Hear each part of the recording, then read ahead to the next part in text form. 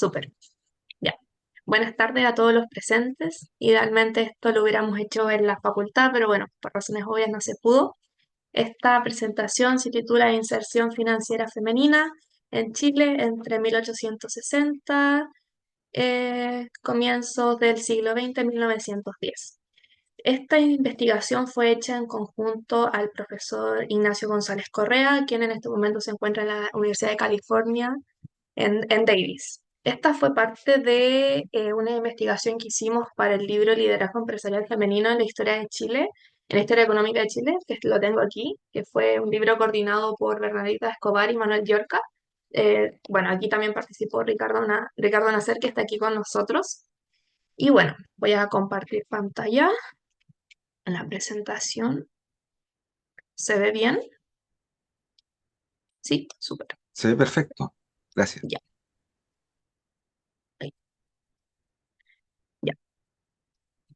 Bueno, entonces es necesario comenzar caracterizando un poco la actividad empresarial de la descendencia de las grandes familias empresarias del siglo XIX. Principalmente, por ejemplo, los Edwards McClure, Cousiño Goyenechea, Larraín Gandarillas, Errázuriz Ormeneta, entre otros. Básicamente lo que pasó con estas familias fue una pérdida del espíritu emprendedor hacia finales del siglo XIX, comienzos del XX. Particularmente lo que pasó fue que estas familias dirigieron sus distintos negocios hacia la agricultura y la propiedad inmobiliaria, es decir, se convirtieron en rentistas. En adición, entonces, lo que pasó fue que eh, el estilo de vida que llevaron estos herederos estuvo ligado a los lujos y a los gastos estrafalarios, quienes entonces empezaron a despilfarrar las fortunas que ellos habían estado amasando hace un tiempo. Esto ha sido estudiado de mayor profundidad por justo quien está aquí, por Ricardo Nasser, que quizás después nos puede contar un poquito más. Entonces, vale la pena indicar que estos gastos eran mucho mayores de los ingresos generados por los negocios y que las personas que quedaron a cargo de administrar los negocios de las familias no fueron capaces de controlar el despilfarro de las familias. Como consecuencia, entonces, en este periodo se observan pocos casos de sucesión exitosa entre las grandes familias empresarias. Muchas familias descendientes de estos grandes empresarios, incluidas esposas, viudas y mujeres solteras, podían vivir meses o años en París, gastando descontroladamente las riquezas generadas por el negocio de sus padres o abuelos, con el fin de imitar el estilo de vida francés de la Belle Époque, con el objetivo de obtener estatus social tanto en Chile como en Europa. Por tanto, hasta hace poco existía la noción de que el rol empresarial de la mujer en estos tipos de familias era prácticamente nulo y que ellas no tenían mayor injerencia en los negocios. Sin embargo, no existe nueva evidencia en estudios sobre historia empresarial y económico de la mujer que llegan a debatir esta percepción. Por ejemplo, aquí en la diapo les puse dos trabajos que nosotros mencionamos en la investigación, por ejemplo, de Manuel, que nos habla de que ya hay registros de mujeres en el top 100 de ingresos agrícolas en este tiempo, y otro de Bernardita, donde ella toma registros de marcas y licencias, no solo de mujeres de la élite, donde se ve presencia de mujeres en la actividad y ve participación laboral de mujeres de distintos estratos sociales. Por tanto, podemos ver que las mujeres ya comenzaron a tener una mayor autonomía, se involucraron más en la esfera pública tomando decisiones económicas y empresariales para administrar riquezas heredadas de esposos o familiares directos y comenzando nuevos negocios. Entonces, para nuestro interés particular fueron las hipotecas. Dada la magnitud de los montos que se manejan en esos negocios y considerando el estilo de vida que llevaba la élite en ese momento. Nosotros nos preguntamos si es que las mujeres podrían haber accedido a este mercado de capitales hipotecarios, aun cuando en ese tiempo, y algo que se arrastra hasta el día de hoy, es este sesgo de género y de sexo que se tiene respecto a las mujeres. En este contexto de mayor disponibilidad de capitales, desarrollo del sistema financiero y una creciente actividad empresarial de la mujer y acceso al crédito hipotecario por parte de la élite empresarial, nosotros nos preguntamos, ¿cómo las mujeres y en particular las viudas actuaron en este mercado hipotecario? ¿Y por qué las viudas? Porque, bueno, las mujeres solteras tenían que responder ante un pariente hombre, ya sea un padre o un hermano o un familiar hombre que las supervisara. Ellas no tenían derecho propio, ya no podían tomar decisiones por sí solas.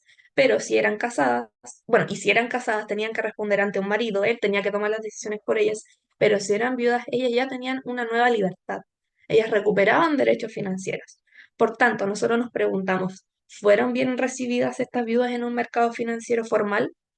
¿Realizaron negocios gracias a las hipotecas? ¿Recibieron ayuda económica de algún familiar o de algún amigo, de alguien? ¿Vivieron de la renta o de las hipotecas de sus herencias? ¿A qué se dedicaron quizá con estos nuevos fondos? Entonces, estas son algunas de las interrogantes que nosotros pretendimos abordar con esta investigación y a través del estudio de un agente tan importante como lo fue la Caja de Crédito Hipotecario. Entonces, es importante que nosotros digamos, ¿qué fue la Caja de Crédito Hipotecario? La Caja de Crédito Hipotecario fue una entidad estatal y sin fin de lucro creada por Antonio Varas con el apoyo de Manuel Montt en el año 1855.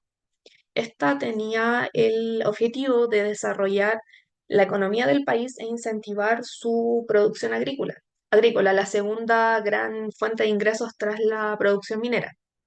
Sin embargo, hay autores como César Ross que indican que en realidad esta llegó a suplir la carencia de un sistema bancario en Chile, que como sabemos en mediados del siglo XIX Chile aún no tenía un sistema bancario muy establecido como tal, no teníamos un sistema definido, aún estaba la injerencia de la Iglesia Católica, todavía existían estas casas de préstamo, no teníamos un sistema como tal.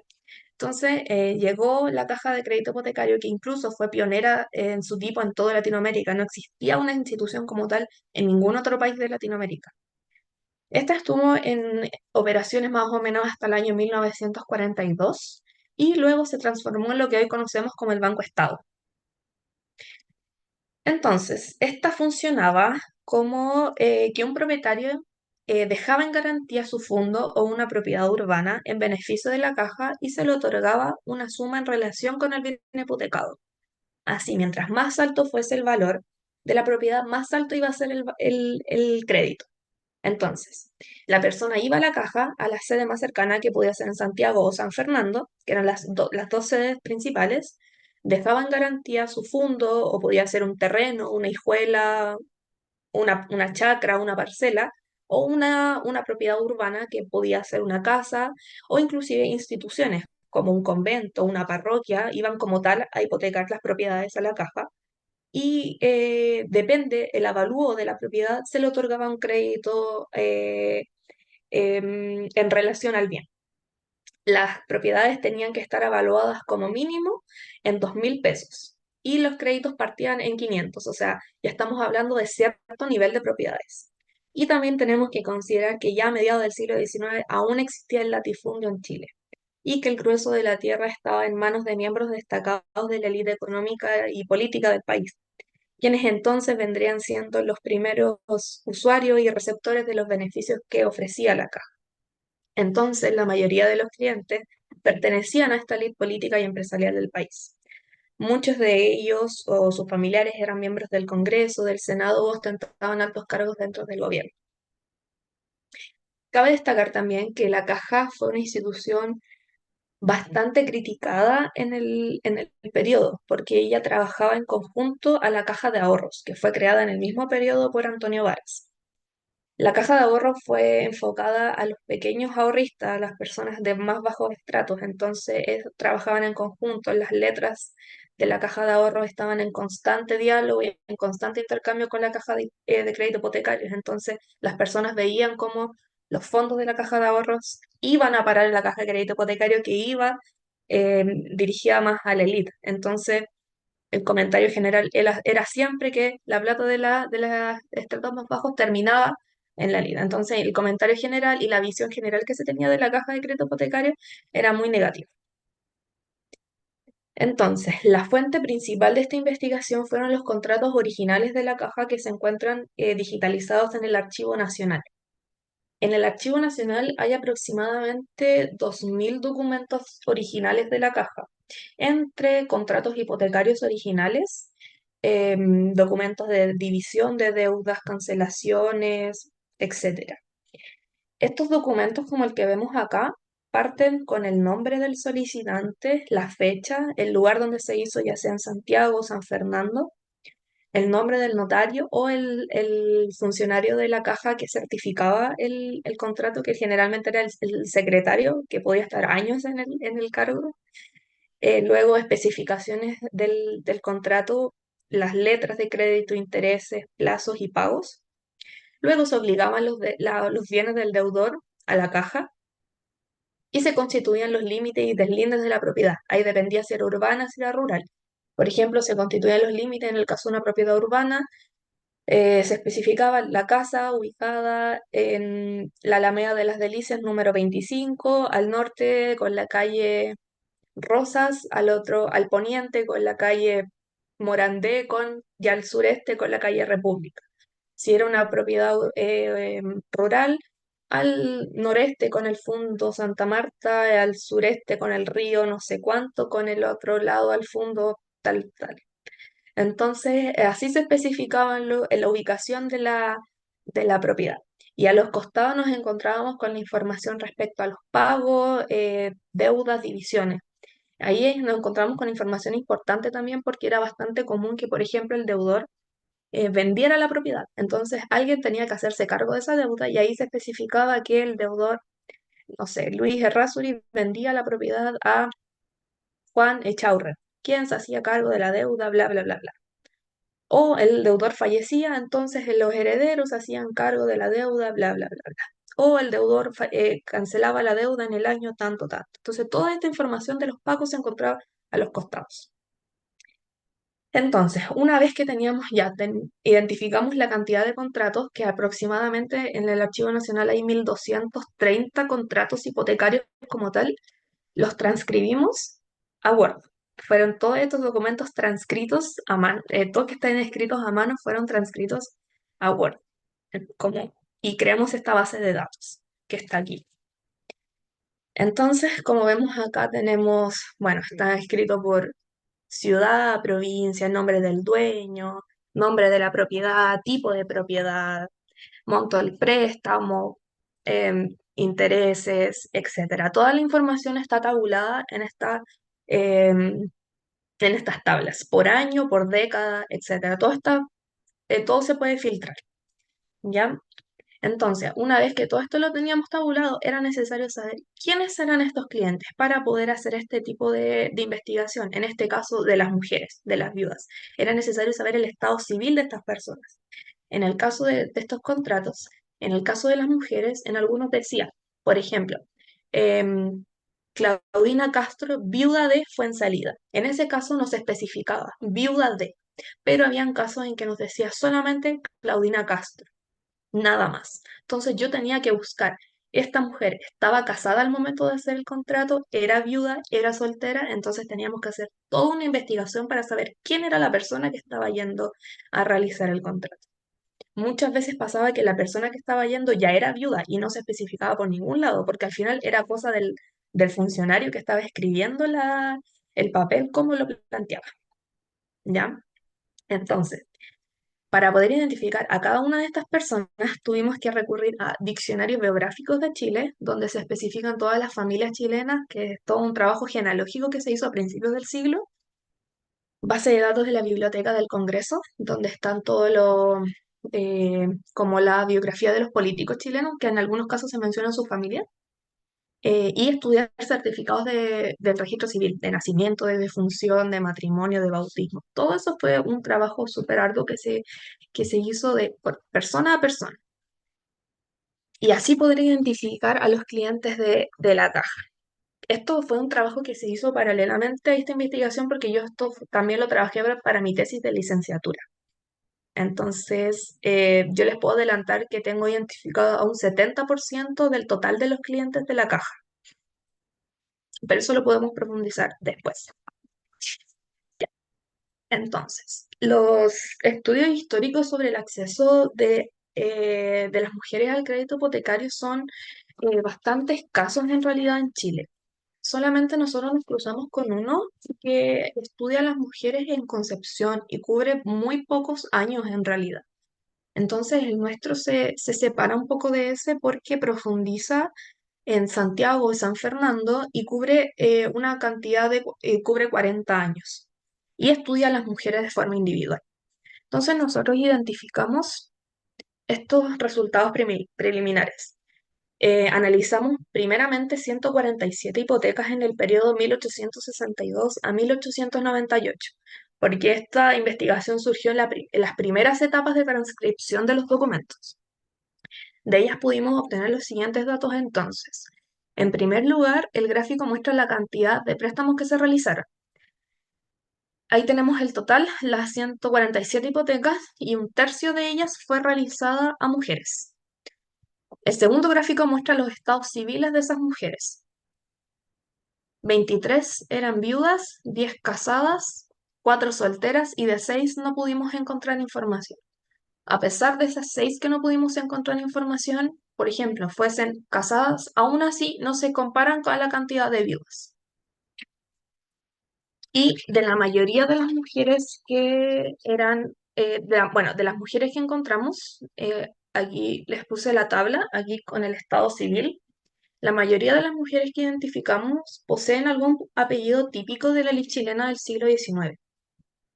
Por ejemplo, ahí tenemos a los Solar, tenemos a los Echaurren, tenemos a los Sañartu, tenemos a los Eguiguren, que tienen, todas ellas tienen una relación directa con los políticos, senadores, ministros de la época. Pero además, un elemento importante a considerar es que la primera mujer con un contrato hipotecario aparece recién en el año 1878, o sea, 23 años después de los inicios de las operaciones de la Caja de Crédito Hipotecario, que recordemos comenzó en el año 1855. Entonces, lo podemos explicar quizá porque recién a fines del siglo XIX se presentan estos cambios legales y culturales en Chile que podrían facilitar una mayor incursión de las mujeres en la esfera social y por tanto empresarial. ¿Ya?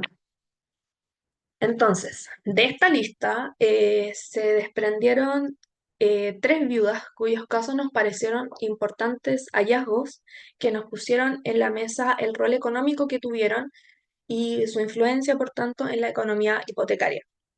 Cabe destacar que en la caja no era una obligación legal el decir para qué tú ibas a ocupar los fondos que estabas pidiendo. O sea, tú ibas a pedir un crédito, pero no había ningún mecanismo de supervisión de lo que tú ibas a hacer con el dinero que estabas pidiendo. En la caja no se preocupaba de revisar qué ibas a hacer tú.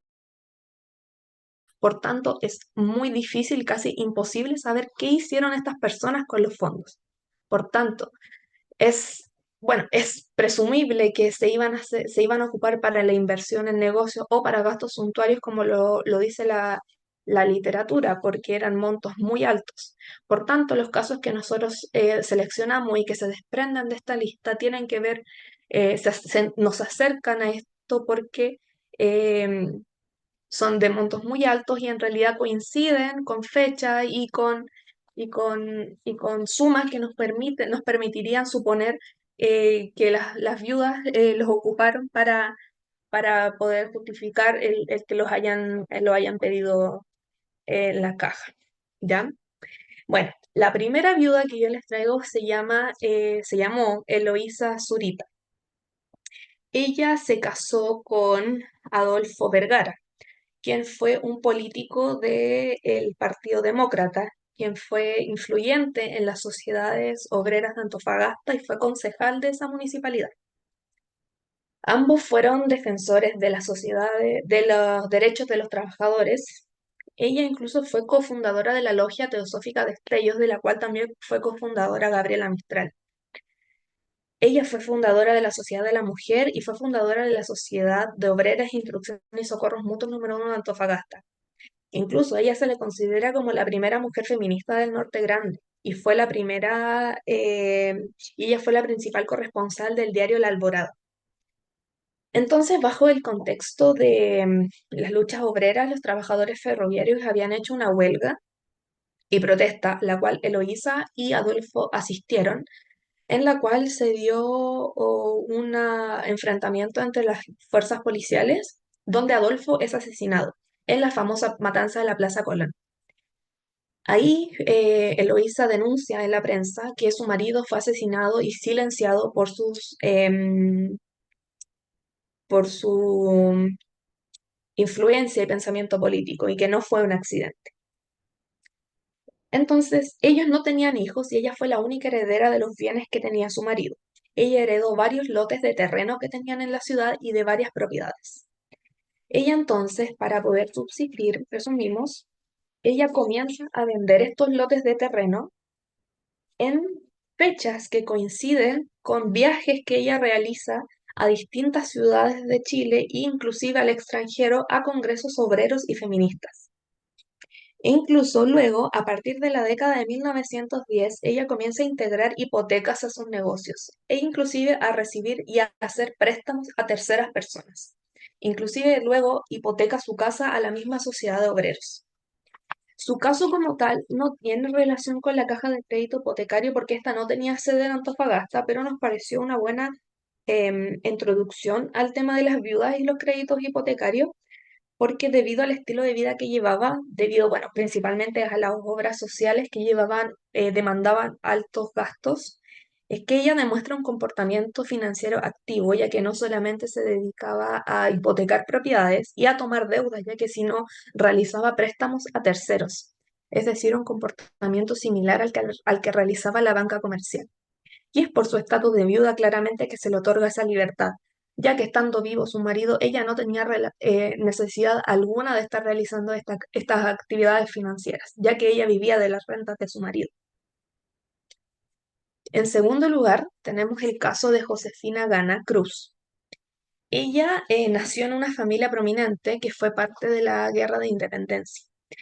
Ella se casó con Alfredo Johnson Sherwin, hijo de comerciantes australianos y con quien tuvo 10 hijos.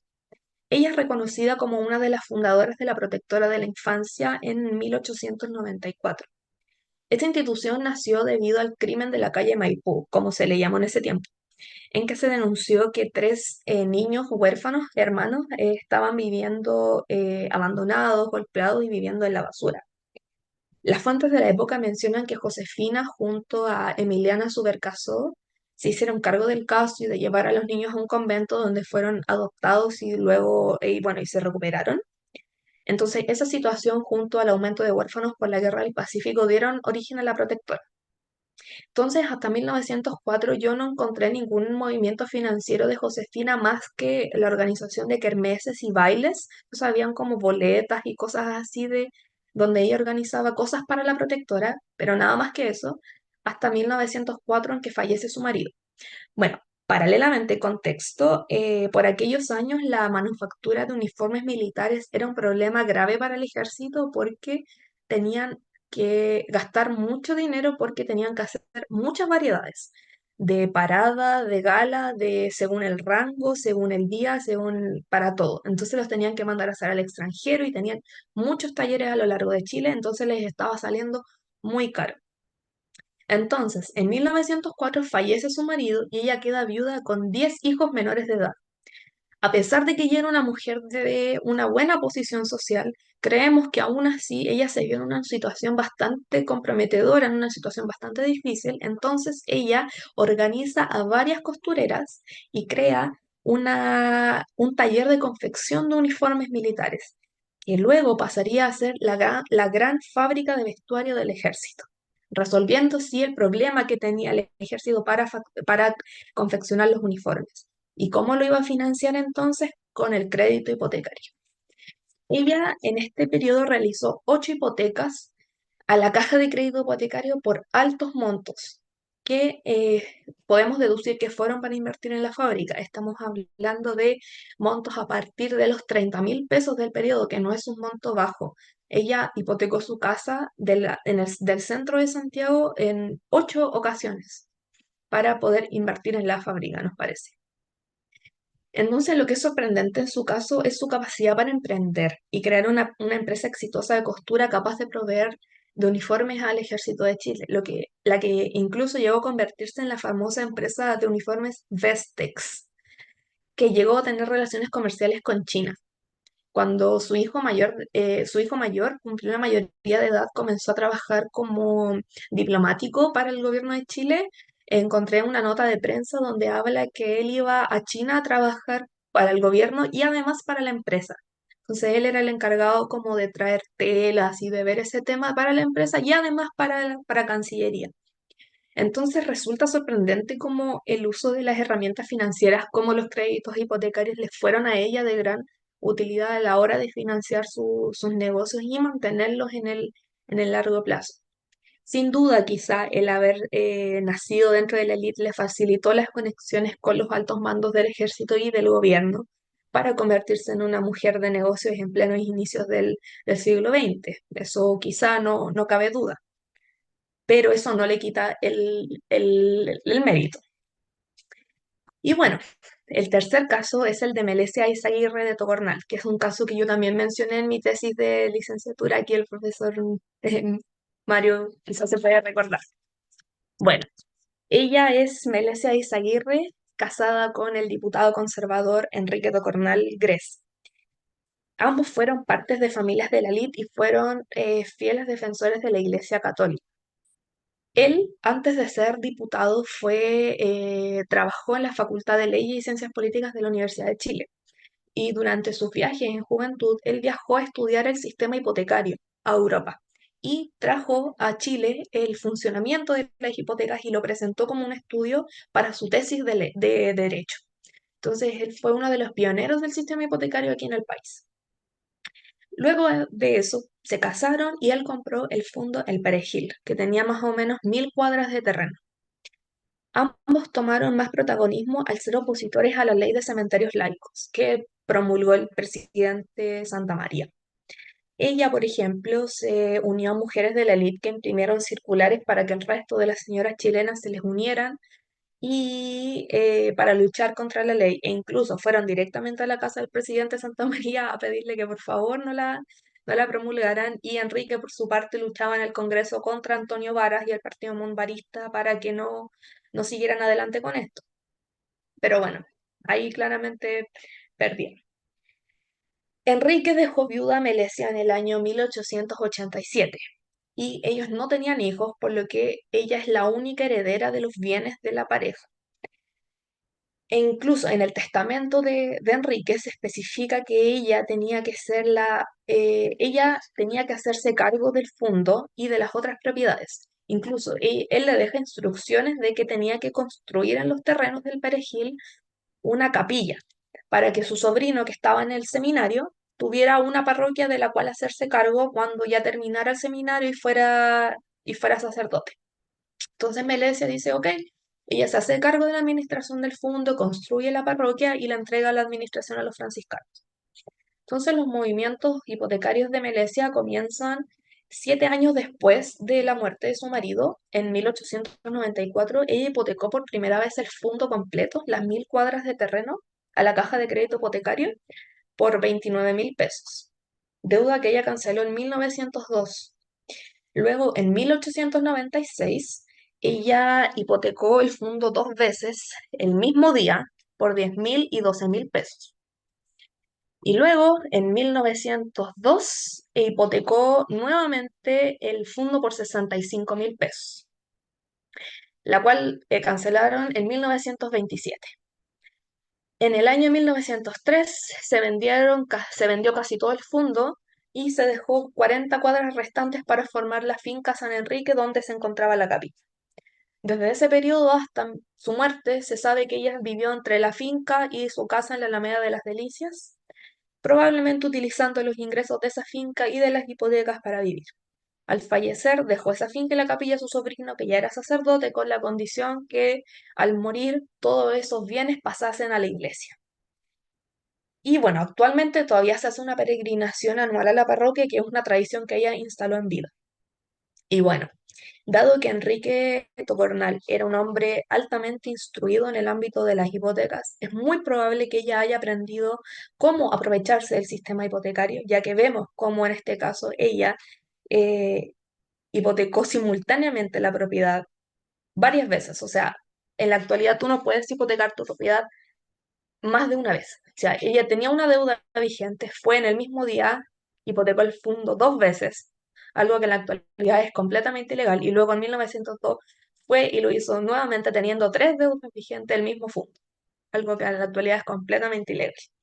Entonces, en su caso, el crédito hipotecario no estaría ligado a una necesidad económica, ya que sabemos por el testamento de su marido que su herencia fue cuantiosa, sino más bien estaríamos hablando de una herramienta financiera para administrar un patrimonio.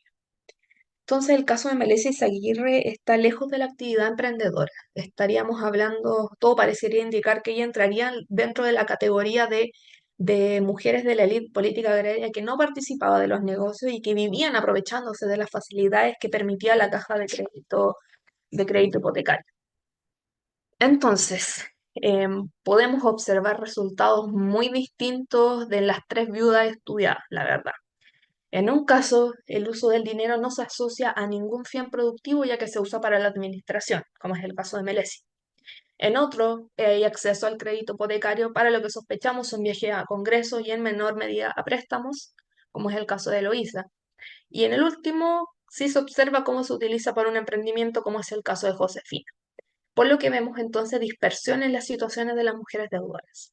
Por lo tanto, es un poco pronto para indicar si la dispersión en usos del dinero es la tendencia en este grupo de mujeres o no. Pero hasta hace muy poco no sabíamos mucho de las viudas como agentes económicos en la historia económica de Chile. Pero entonces podemos observar estas ideas centrales sobre las viudas en las últimas décadas del siglo XIX. En primer lugar, sí podemos saber que las viudas sí son parte de una élite derrochadora. Como lo podemos ver, ellas sí forman parte de un grupo que vivía en el extranjero, vivían en Europa gastando fortunas y derrochando la fortuna de las grandes familias del siglo XIX. Eso es un hecho, se ha estudiado hasta ahora. Pero podemos saber ahora que sí habían viudas que fueron agentes financieros involucrados, que tanto en la administración del patrimonio familiar, como lo fue Melesia, como en el emprendimiento de nuevos rubros, como lo fue Josefina. También, gracias a este trabajo, podemos ver que hubo un 53% de las mujeres analizadas que hipotecó un bien raíz en estado de viudez, por sobre un 23% de casadas y un 9% de mujeres solteras. Y por tanto vemos que las viudas tienen un importante grado de independencia financiera. Por tanto, son atractivas para el estudio como agentes económicos, porque recuperan derechos económicos ante la muerte de sus esposos. Como les mencioné, esta es una primera aproximación a lo que se puede investigar. Y como les dije, esta es una investigación que se hizo que hice paralela a mi tesis de licenciatura. Y al haber trabajado también quiénes eran estas personas, yo les puedo adelantar que del total de clientes de la caja, el número de mujeres es altísimo. El 25% del total de clientes de la caja, hay un 25% del total de clientes de la caja son mujeres, lo cual es un número muy alto, más alto del que yo me esperaba que fueran y mujeres que iban por sí solas, no solamente acompañadas de hombres. 25% de las mujeres que iban por sí solas. Así que con eso termino. Bueno, muchísimas gracias, Gabriela. Ha sido espectacular la presentación. Te damos un aplauso, porque lo mínimo que es, ¿no es cierto? Estamos muy, muy contentos de la participación. Vemos que ha ampliado tu ámbito de trabajo. Y ahora vamos a abrir entonces la, una primera ronda de preguntas, sobre todo de comentarios. Lástima que se fue Ricardo, porque solo Mm, comento que Ricardo en la presentación del libro, de su libro sobre la familia Edwards, que abarca todas las generaciones Edwards, que hizo en la Adolfo Ibáñez, mostraba también esa disparidad de usos. O sea, algunos Edwards eran simplemente despilfarradores, eh, irredimibles, podríamos decir, en París, en distintos lugares. Algunos se quedan al juego, digamos, terminaron por ahí. Otros eran muy productivos, muy emprendedores y otro grupo estaba como ahí al medio, ¿te fijas? Entonces como que se sí. repite tu pauta. Pero me quiero solamente llamar la atención sobre el último número que dijiste, porque en los Ujú, trabajos de Bernardita que había hecho sobre presencia de mujeres en directorios, digamos, de sociedades de empresas, y por otro lado, en temas relativos a la propiedad, el número que nos solía aparecer de mujeres era no más del 10%. O sea, es el típico número. Y con los trabajos que ha hecho la Andrea Yuc, creo, se vuelve a repetir el mismo número. O sea, para Argentina, para otros países, el 10% de presencia. Entonces, si tú estabas hablando de un 25% de mujeres que manejan hipotecas, de todas las hipotecas que se piden, es efectivamente una situación, digamos, muy distinta que hay que destacar y que genera toda una beta tremenda de investigación. Así que felicitaciones. Doy paso entonces a la primera ronda para que los que quieran se inscriben. Si quieren, levante la manito y vamos en ese orden. ¿Mm? Como ustedes deseen. ¿Quién le gustaría abrir los fuegos?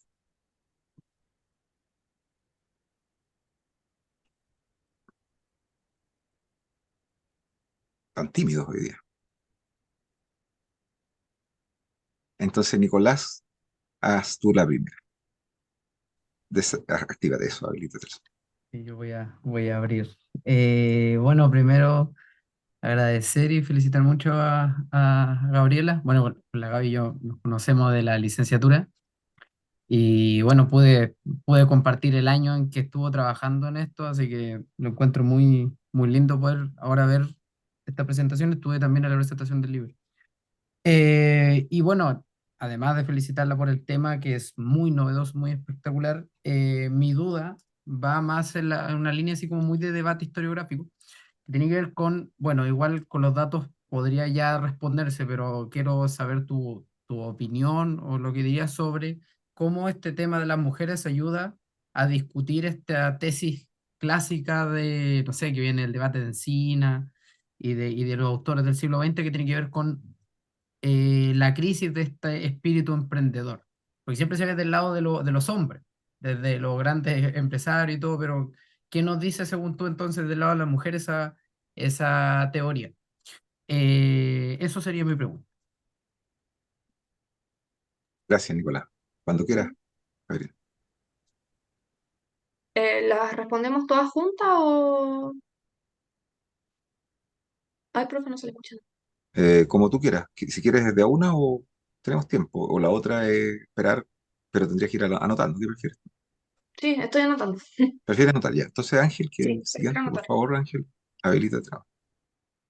Hola Gabriela, bueno, muchas gracias. Me alegro que efectivamente tengo tu libro y Ah, lo leí. O sea, el capítulo, la verdad que es bien interesante.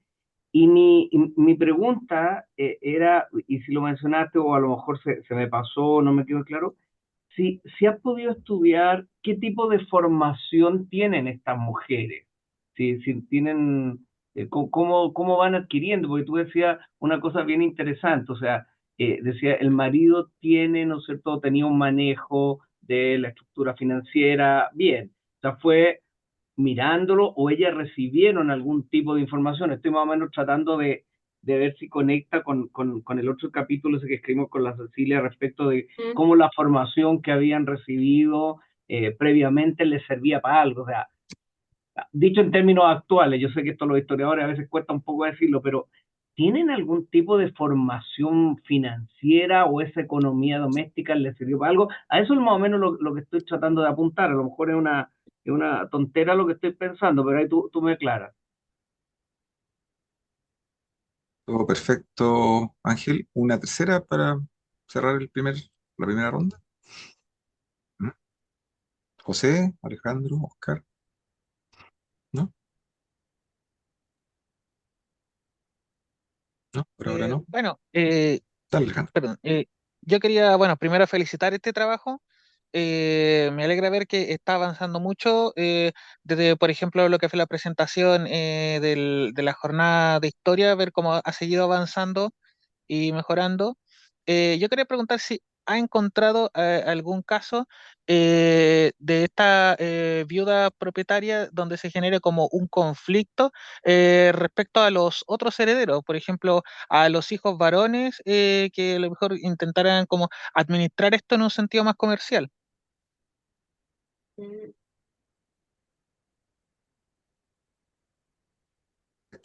Hasta ahí, Alejandro, ¿está bien? ya. Sí.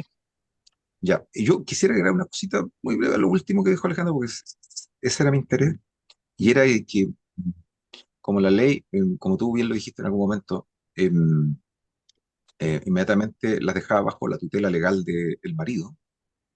¿En qué medida a estas mujeres les convenía prolongar su viudez y no volver a casarse? Es decir, si tenían su venturilla por ahí, no se casaban, porque si lo hacían, el nuevo marido pasaba a administrar todo, ellas perdían toda la autonomía financiera. ¿Sí? ¿Es así? Dale. Y con eso comenzamos, ya. Ya. Bueno, partiendo por la pregunta de Nicolás, el tema del espíritu emprendedor, bueno, o sea, hay que pensar también desde la mentalidad del periodo. Las mujeres de por sí no tenían la mentalidad que tenemos hoy día de por sí pensar que ellas podían generar negocios. No, hay que pensar desde ahí. Ellas no eran agentes financieros como tal. O sea, nosotros nos planteamos desde el punto de vista. De hecho, el título del capítulo se llama Lujos, Beneficencia o Supervivencia. El caso de Josefina, por ejemplo, nosotros lo pensamos como supervivencia. Ella estaba pensando en sus hijos. Ella tenía que lanzarse a la vida emprendedora porque tenía que sobrevivir y darle una vida a sus 10 hijos menores de edad. Beneficencia porque, bueno, querían ayudar a los demás.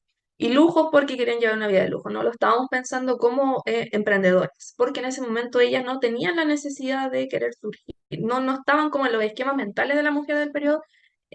No sé si me explico, ¿cachai? Entonces, quizá la pérdida del espíritu emprendedor en las mujeres no se encontraba porque nunca estuvo ahí. ¿Cachai? No sé si me explico, pero en ese momento no se esperaba de las mujeres que fueran emprendedoras. Y quizá ellas mismas no lo esperaban de sí mismas porque nunca se les ocurría que ellas podían lograrlo. ¿Me entiendes? Entonces, quizás no es algo comparable con el tema de los hombres porque nunca existió, nunca se esperaba de ellas. ¿Me entiendes? Entonces, es como súper subjetivo, súper empírico compararlo con algo así. Habría que hacer, yo creo, una investigación de otro tipo para lograr compararlo. Después, ¿qué tipo de formación tienen estas mujeres? Sí, también lo pensamos. El tema de Melesia. Nosotros creemos que más que nada economía doméstica. No había ningún tipo de formación económica para mujeres en el periodo, nada, cero. Sí habían algún tipo de escuelas, pero institutrices, economía doméstica, cuidado de los hijos, costura, pero nada financiero, económico, cero, nada.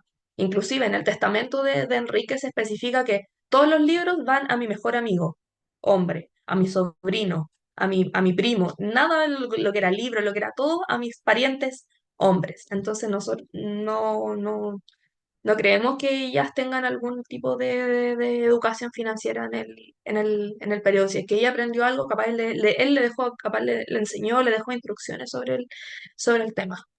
Oye, pero ahí podría yo meter la Ujú, cuchara, porque me parece ujú, interesante que en ese tiempo esos saberes son más bien prácticos. No hay facultades de economía, no existe la carrera de economía. no, Entonces, los que quieren incursionar en ese mundo lo hacen a través de actividades comerciales primero y aprendiendo.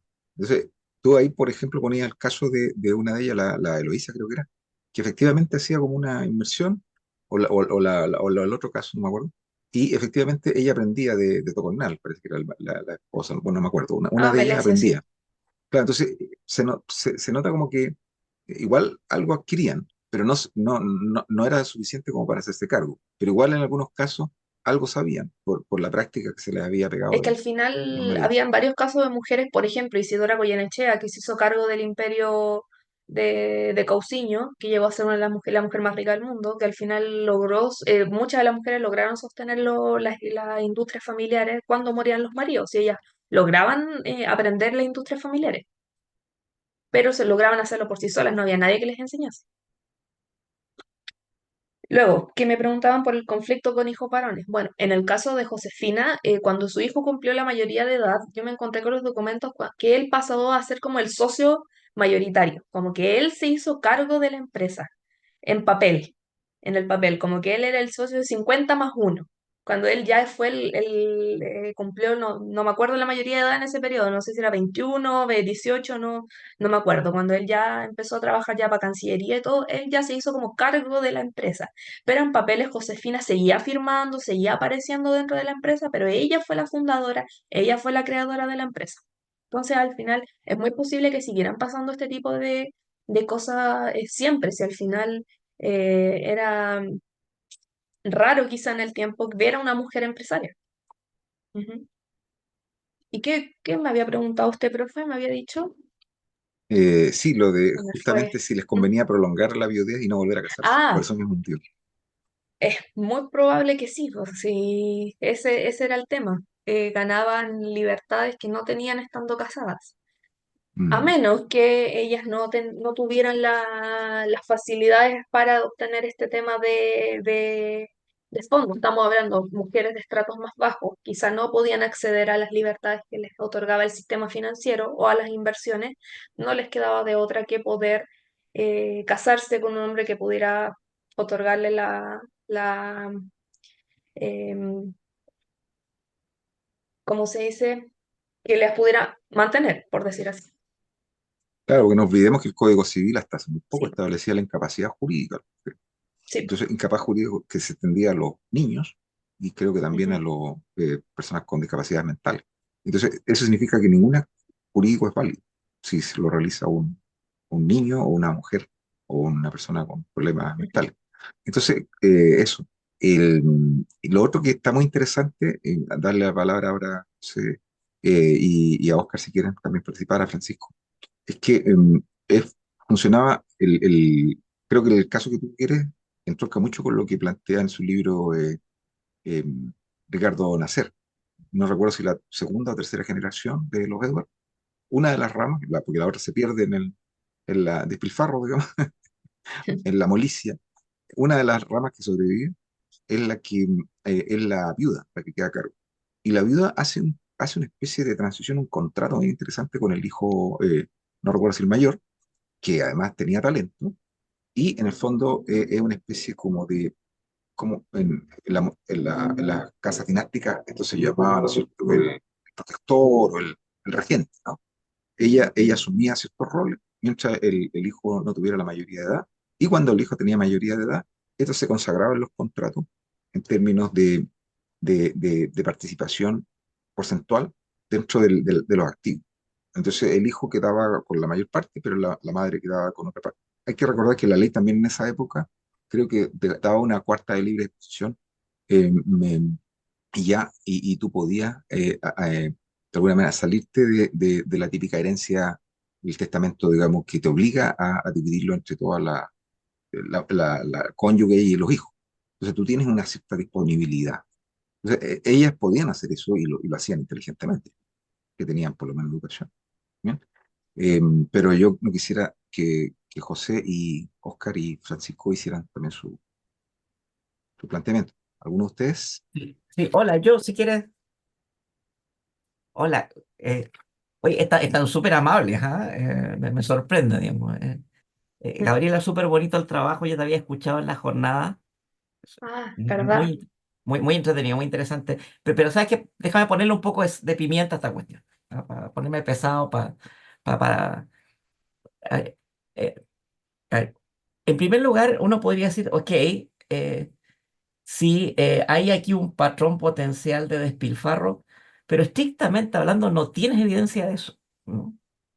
O sea, pedían plata, pero tú estás asumiendo que no lo usaron productivamente, pero no tienes evidencia que del otro tampoco. Entonces, y ese es un punto, o sea, yo creo que un punto hay que tener cuidado, ¿te das cuenta? Es decir, yo lo tomaría por el lado positivo, en el sentido de que estas historias de casos que tú estás contando, que son súper interesantes y súper relevantes, justamente son tu argumento para apuntar al otro. Ese es mi punto, ¿te das cuenta? Yo lo tomaría por ahí, por eso la encontré súper llamativa. Eh, y claro, es un problema porque no podemos seguir la plata para el final del día. Ese es el tema, ¿te das cuenta? Fungible, o sepa Dios qué hicieron, pero en fin. Y dos, tengo un segundo tema, que es este caso de la señora que hipotecaba y rehipotecaba, qué sé yo, es muy raro. A ver, o sea, Es, es trampa declarada, eso es cierto, pero mi primera pregunta es, a ver, ¿eso era ilegal en ese momento? Es decir, el Código de Comercio prohibía eso estrictamente hablando. No lo sé, a lo mejor no, ¿te das cuenta? Entonces, si no lo prohibía, no es ilegal. ¿Te das cuenta? Es una viveza de la tipa y eso es. Pero entonces déjame dar vuelta el asunto por un lado. Si no era ilegal, en realidad lo realmente sorprendente es que no haya más casos de ese estilo. Eso es lo llamativo. Entonces, yo creo que ahí tienes otro trabajo re bonito, Gabriela, que es, oye, si encuentras más casos de eso, te das cuenta, ahí sí que tienes un patrón choro de, de abuso de las leyes, qué sé yo, y de distorsiones de precios, ¿te das cuenta? Em, Me parece impresionante la base de datos que armaste, ¿te das cuenta? Entre paréntesis, eso pasa colado, pero en realidad o sea, no habrías podido hacer ninguna de estas cuestiones sin ese trabajo de base que tienes. ¿Ah?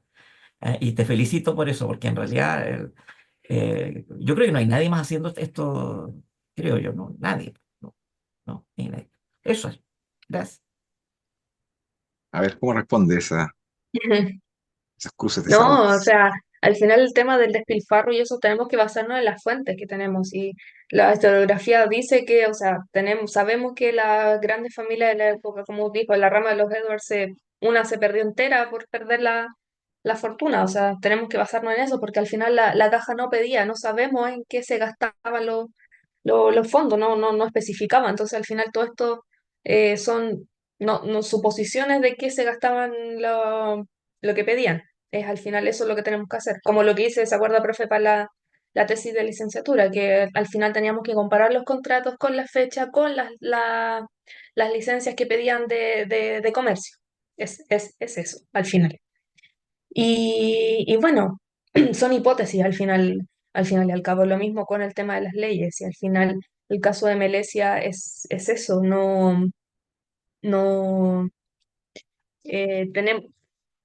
tenemos que ver lo que hay en el periodo. Sí.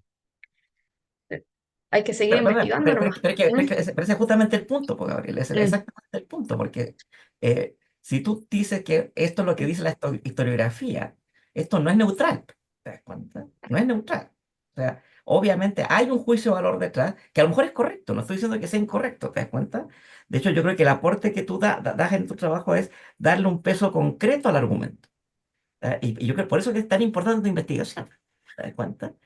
Y yo creo que tu resultado tiene que ser justamente la expresión de tu investigación. ¿Qué es lo que estás mostrando? Oye, te puedo hacer otra consulta, nada que ver, que se me olvidó Dale, de dale. sumir. Y es porque no conozco bien cómo funciona esta cuestión. Al crédito, a la caja de crédito hipotecario accedían ¿quiénes? Gente de Santiago, de provincias.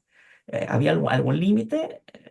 En realidad, quien pudiera acceder a la caja, si quisiera viajar acá a la sucursal, podía acceder quien sea. Habían, Ok. por ejemplo, empresarios salitreros que también venían para acá. Oye, por curiosidad, ¿has encontrado algún magallánico ahí entre medio?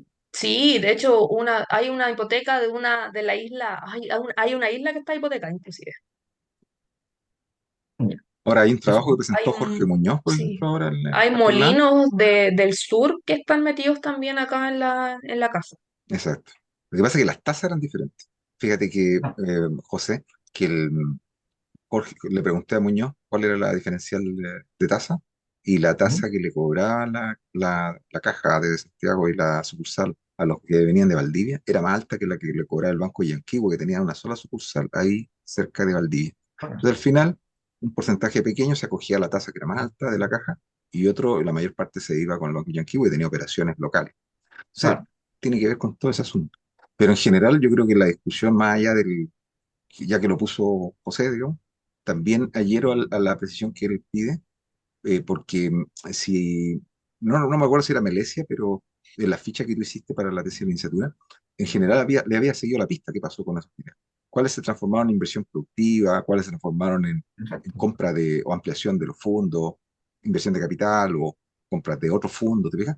Había uno que estaba fundando una nueva empresa, otro que había creado automóviles de Club de Chile. O sea, me acuerdo de todos esos casos. Ah, Entonces, ujú. yo no sé si era el caso de Melesia, tú me acordarás, pero si se comprueba que alguna de esas hipotecas tuvo como destino un horizonte productivo, Ahí Es te fijas que en que el único caso que se logró comprobar eso fue en el caso de Josefina.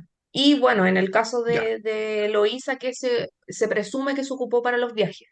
Porque en el perfecto. caso de Melesia, que solamente se ocupó para vivir, es lo único, porque en Melesia no hay ninguna actividad productiva, ninguna. Ahora, ahora lo que yo creo que hay que recuperar también, porque no lo has repetido acá, pero yo creo que es Ujú. importante, porque los que están escuchándote todos más o menos se manejan en el periodo, em, es que hay un entorno macroeconómico también que estimula ciertos comportamientos, es decir, hay instituciones informales. ¿Por qué? Porque resulta que las deudas no se indexan, pues, José, y un periodo de mucho crecimiento de la inflación, como tú sabes. Ah, Entonces, ¿qué es lo que ocurre? Que si tú tomas está, una deuda, mi tesis. ¿no es cierto? Es tu tesis, Claro. más La allá de las licúa. mujeres, se Ajá. licúa sola. Entonces, si Claro. Mm, te dieron 12 años para pagarla, al tercer año ya la tenés pagada ya, porque, sí. pero además, otra cosa, acceso a información privilegiada, porque como dice en la tesis ella, si tú eres pariente de un diputado o un senador, como ella lo prueba, están los cruces ahí, y sabes que el próximo mes se va a discutir, ¿no es cierto?, una emisión monetaria importante. Obviamente que sabes que va a venir una alza inflacionaria, y por lo tanto te adelantas y pides una o dos hipotecas muy cuantiosas, sabiendo que las vas a pagar en 3 años. Y por Oye, otro lado, y la otra operación que es- es muy, la encuentro muy refinada, es la operación cambiaria que hacen, porque eh, Gabriela encontró que compraban, eh, aprovechando el canje de divisa, ¿fija? En los momentos que ellos sabían que se iba a apreciar el peso, cuando iban a haber un intento de volver al patrón oro, ella claro, localizó que en esos momentos, que claro. fueron como dos nomás, Mm. 1895 y por ahí Ese- 1900, cuando intentan volver al patrón oro, también tenían la información. Entonces, ¿qué es lo que ocurre? ¿Qué es lo que pasa? Que en ese momento se adelantan y cuando se está apreciando el tipo de cambio, compran francos suizos, creo que eran, Sí, Franco. adquieren crédito y hacen operaciones de divisa en Europa y cuando se devuelven tienen más sí. pesos. O sea, el típico agiotaje. Oye, sí, disculpe, es que se me ocurre, para reforzar el punto de Gabriela y qué sé yo, ¿tú tienes acceso a los testamentos de estas mujeres? A lo que ellas Solamente legan. tengo el de Melesia. No, no recuerdo si tengo el de Josefina y el de Eloísa. Ya. Porque, pues, suponte que estas tipas hayan tomado deuda, rehipotecaron la cuestión, qué sé yo, pero compraron acciones, ¿te das cuenta? O compraron bonos de deuda, qué sé yo. Acuérdate que el que Eso está muy estudió bueno. Nasser, Sí, el Edwards, sí. tenía bonos de deuda de Estados Unidos, ¿te das cuenta? Ellos compraban deuda. Sí, me acuerdo que ella Claro, encontró algo de entonces, ojo, compra de ojo, deuda. a lo mejor tú no estás viendo inversión productiva, Claro. pero los tipos están Mm, haciendo plata a mano llena, ¿te das Sí, pues. cuenta? Entonces, y eso, ojo, yo creo que también es valioso al final del día, porque es patrimonio que se queda en la familia Y se y queda que en el después país. se va a heredar. Entonces, yo creo que tu test ahí, Gabriela, es echar una mirada a los testamentos, si es que aparecen, te Mm. das cuenta. De todo. Súper bueno, sí. sorry, para que alguien más, para que Nicolás pregunte, que sí, súper bueno. Oscar tiene la palabra. Ya. Bueno, primero felicitarte, Gabriela. Un excelente trabajo, muy Gracias. interesante. En esa línea quisiera preguntarte si pudiese profundizar un poco en el rubro inmobiliario como actividad económica. Si has logrado pesquisar cuántas propiedades tienen y hacia qué público objetivo apuntan. Un poco en esa línea. Como las mujeres en específico. Claro, dentro de lo que tú Ujú, has logrado pesquisar. ujú. Bueno, en general las mujeres es un rubro en que las mujeres están más presentes en realidad, porque de por sí era más común verlas como rentistas. Me encontré con varios certificados de las mujeres que aparecen con ocupación rentista. Era bastante común verlas como rentistas, más que en otras. Generalmente aparecían como costureras o en realidad como labores del sexo. Era bastante común que aparecieran como eso, pero como en el ámbito inmobiliario era bastante común. También por este hecho de que cuando fallecían el marido o los papás quedaban como herederas de propiedades. Entonces, al aparecer como herederas de propiedades pasaba esto, que ellas terminaban arrendando las propiedades o vendiéndolas. Entonces estaban bastante inmiscuidas en el ámbito inmobiliario. Sí, estaban bastante presentes en ese ámbito, más que en otros, la verdad. ¿Ya han logrado dimensionar la cantidad de Porcentualmente propiedades? hablando, Claro. porcentualmente hablando, no. Pero al menos en la elite era bastante común que tuvieran al menos dos o tres propiedades cada uno. De hecho, era bastante común que regalo de bodas, fundo. Regalo de lo mismo, de matrimonio, ya, fundo para allá, fundo para acá. Bastante común. Y las propiedades eran predominantemente urbanas, rurales. ¿Han logrado Bueno, especificar eso? siglo XIX principalmente rurales y ya entrando al siglo XX, de hecho en la caja nos encontramos con siglo XX principalmente propiedades urbanas, ya casi nada rural y siglo XIX rurales. Hay esa diferencia. Ujú. Ah, súper. Ya, gracias. Eso Ya. también entronca con la deriva de negocios que hizo Edward, la familia Edward, que pasaron del ámbito rural a los predios urbanos. Muy interesante, y al tema inmobiliario. Eh, Francisco, no has dicho nada. ¿Quieres decir, aportar alguna cosilla? Y Alejandro. Alejandro parece que ya Pancho, dale más.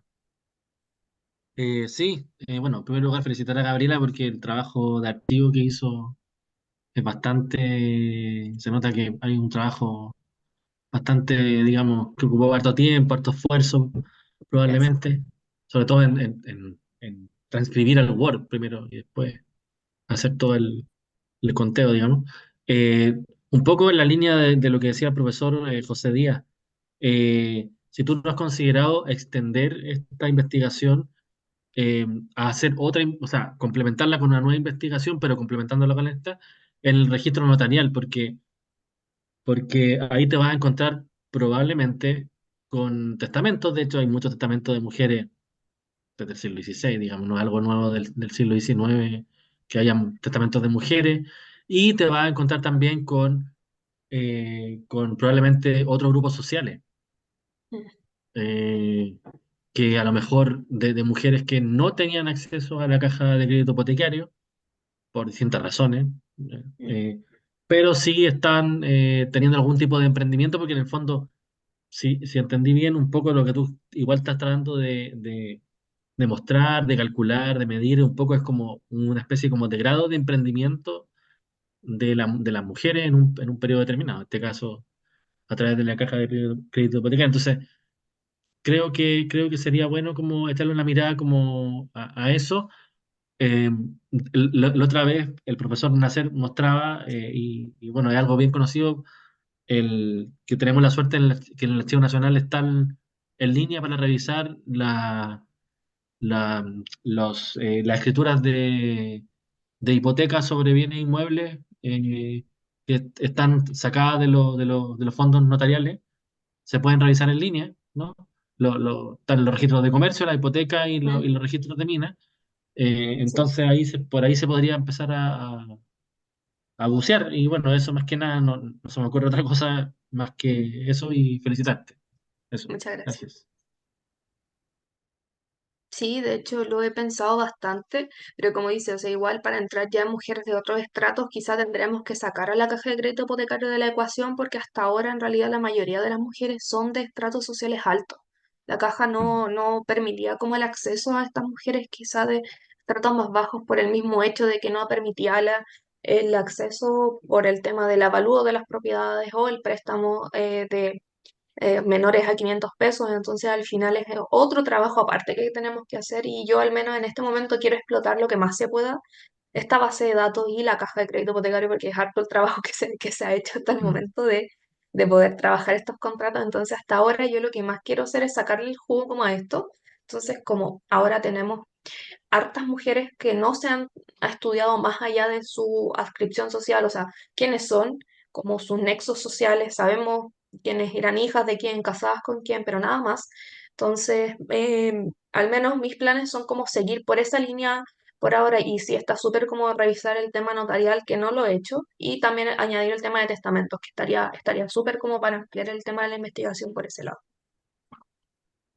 Perfecto. Y yo también quería recordar el otro ámbito que no lo mencionaste y yo creo que es muy importante mencionarlo porque Ujú. también cubre esta parte que mencionaba José, en el fondo de cómo se reparten los beneficios, ¿no? Al país, a la innovación, a la inversión en general, pero también hay asimetría, hay niveles de distribución. Entonces, por ejemplo, es importante que tú, ¿no es cierto?, nos recuerdes que la, lo preguntó José, pero tú no lo abordaste, pero tú lo trataste en tu tesis, que la caja se financiaba vendiendo letras. La deuda hipotecaria, las letras. ¿Se vendían a quién? Mira, pues José, a la caja de crédito obrero, ¿no? A la obrero. Entonces, los obreros, digamos, los más pobres de Chile, con los ahorros que iban acumulando en la caja de ahorro de obrero, se entregaban los créditos a los más, a los más pudientes y a los que tenían más propiedad. Esto, más allá de que lo utilizaran muy bien y a veces incluso beneficiaran al país, hicieran innovaciones, se exportaran máquinas, introdujeran cosas muy interesantes, ellos cuando devolvían la deuda la devolvían devaluada, porque las letras se liquidaban hasta un peso que había perdido valor. ¿Mm? Entonces, claro, finalmente en el fondo está usando el ahorro de los trabajadores para beneficiar especialmente a una élite. Y ellos son parte de los dos directorios. Entonces ahí hay que combinarlo con el trabajo de Ignacio, ¿no? Y el de Braulio, porque Braulio estudia la distribución Ahorros. de los ahorros y vienen básicamente lo que encuentra, que a diferencia de lo que ha dicho la historiografía tradicional, ¿no es cierto? Viene al menos un tercio, vienen de sectores populares, total, no es clase media solamente, vienen de costurera, de lavandera, o sea, gente a veces muy pobre, jornaleros, digamos, peones. Entonces, de eso viene el ahorro que después se canalizaba hacia la caja de crédito hipotecario. Y cuando la pagaban devaluada. Entonces era un negocio, todo dar. Eso estaría totalmente prohibido. O sea, una porque está indexada la deuda. Por lo tanto, tú no pagas, digamos, con un peso devaluado, sino que tienes que pagar con un UF. Y luego, ¿no es cierto? Las tasas de interés también de alguna manera permiten redistribuir eso. Y te obliga la ley hoy día a compensar al órgano que fue el financista, pues en este caso una caja de ahorro popular. Entonces, esos aspectos son súper interesantes porque permiten ver, ¿no es cierto?, que es un cruce de prácticas y de mecanismos que nos permiten tener una evaluación más compleja, porque tiene todos estos ribetes que se han señalado. Porque por otro lado, y yo entiendo la propuesta, lo que plantea José, ¿habría sido mejor que no se hicieran? No, tampoco es eso, ¿no es cierto? Porque alguien tenía que invertir, alguien tenía, en algunos casos tú notaste unas modernizaciones muy interesantes de algunos fondos, la importación de maquinaria, de creación de nuevos negocios que no se habían producido de no mediar este mecanismo. El problema es, se repartían igual para todos los beneficios. Volvemos a lo de siempre. Y volvemos a que estamos en una época que se llama era oligárquica, ¿no? Eso yo lo dejo como pensamiento para no olvidarnos de que las instituciones son importantes. Ujú. Ahí, eso es. Muy bien. ¿Algo más? ¿Tú querías comentar algo, Nicolás? ¿Estás levantando el dedito? Sí, dale, ¿no?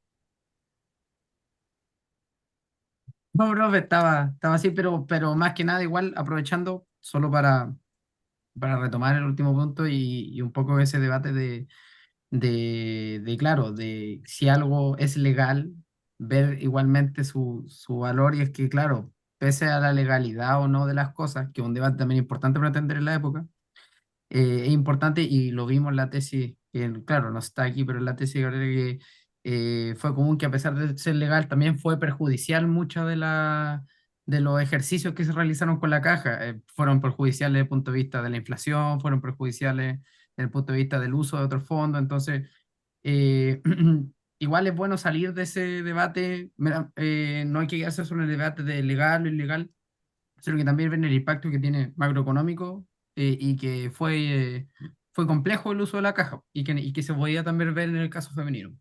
Eso me gustaría agregar. Y parece que ya nos cansamos, porque parece ya no hay más preguntas. Gabriela, o comentarios. Ángel, alguna cosita. Oscar, Alejandro, estaríamos listos.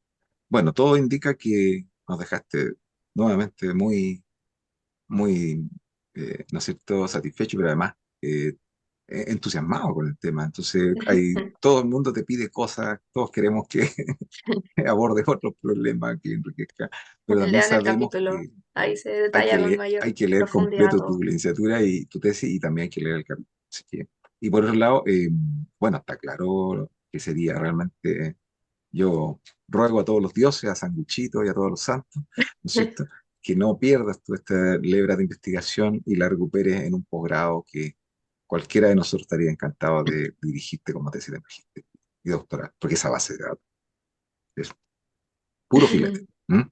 Ya está. Entonces estaríamos. Ya, Bueno, Gracias, Gabriela, Guillermo. por todo. Te De damos un nada. aplauso de nuevo, pero no sé. Gracias igual a todos por escuchar y por asistir. Y bueno, quedamos pendientes entonces para la próxima ocasión. No recuerdo cuándo es. ¿Tú tienes a mano, Oscar, el calendario? No, no me acuerdo, pero por ahí lo debemos tener. En la próxima ocasión ya la anunciamos inmediato. Acá creo que la tengo.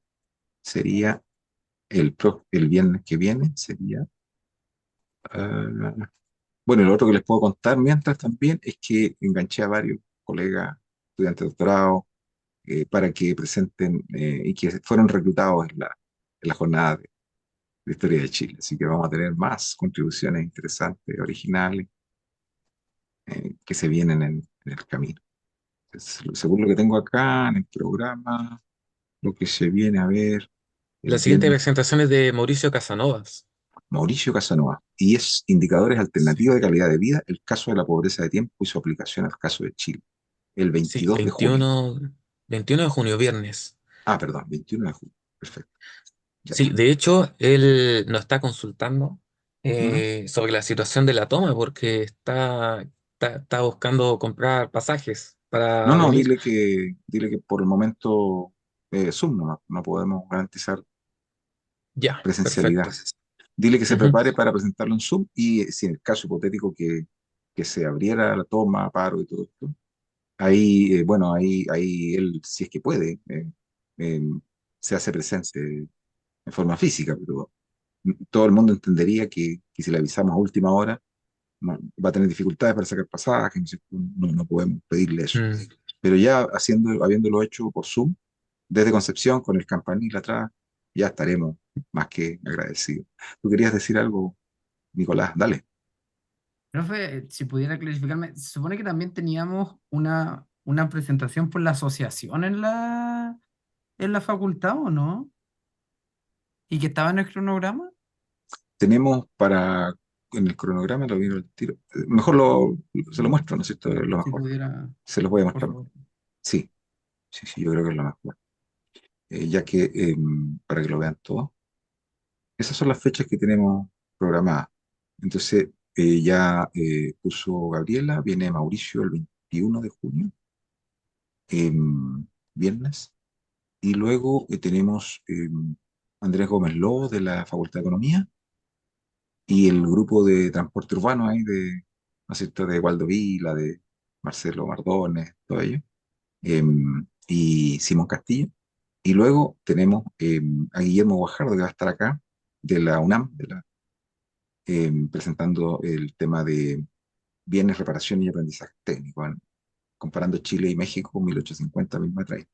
Y aquí, en esta parte de las vacaciones de invierno, aquí se programaron tanto las jornadas de estudiantes de posgrado como las jornadas de historia económica que nosotros vamos a hacer en la facultad. Así cuando no haya nadie en el campus, ahí nosotros vamos a tener toda la facultad la vamos a tener libre para que vamos a hacer lo que queramos. ¿Mm? No van a haber estudiantes en ese momento. Y ahí está contemplado en esa jornada el JJ, Martínez y Nicolás. Son cuatro presentaciones, María José Navasal y Marcel, ¿cómo se llama? Sánchez, se me olvidó el nombre, la Marcial, verdad. Marcial Marcial, Sánchez. Marcial. Sí. José Rivas, de la Universidad Austral de Valdivia, y nuestro nunca mal ponderado Ignacio Pérez y Ángel Soto, representando a ese grupo de los impuestos. ¿No? Vamos a tener esas cuatro ponencias. Eso va a ser el 2 de agosto. ¿No? Y en el camino, 23, 22 y 23, vamos a tener la jornada. O sea, suponemos que eso va a calzar con las vacaciones de invierno, salvo que esperemos que no, se recalendarice el semestre después de la toma, esperemos que no. ¿No? Porque si se recalendariza, todo esto va a cambiar. Nos van a, nos van a cambiar toda la programación. Pero bueno, no será tampoco un mal muy grande, ¿no? Ahí están todas las presentaciones y las vamos a colgar de nuevo si quieren para que ustedes las puedan ver en el Drive, donde están todas, y puedan ir también marcando sus preferencias a cuáles les interesaba participar. ¿Mm? Bien, Dicho esto, entonces creo que nos merecemos una buena merienda a esta hora de la tarde, ya hace frío, y podemos decir como, ¿no es cierto?, tranquilamente que hemos trabajado bien y podemos estar satisfechos y contentos. ¿Mm? Bueno, Bien, que estén muy bien todos, ¿eh? Un placer verlos. chao. Chao. Chao. Chao. Chao, que estén muy bien.